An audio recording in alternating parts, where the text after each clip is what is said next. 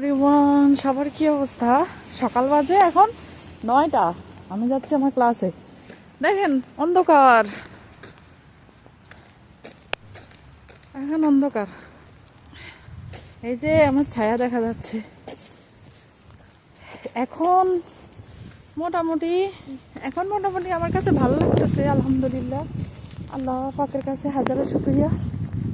চলেন চলেন, road cross করে ফেলি। আল্লাহ পাকের কাছে হাজারো শুকরিয়া যে আমার আস্তে আস্তে ভালো লাগতেছে।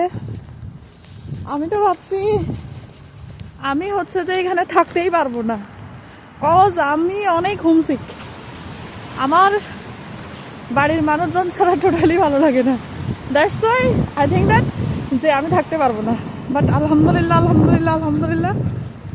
একটু একটু ভালো লাগতেছে। আর পুরো দমে পড়াশোনা শুরু হইতেছে, তো ভাল লাগতেছে। তো সবাই দোয়া করবেন।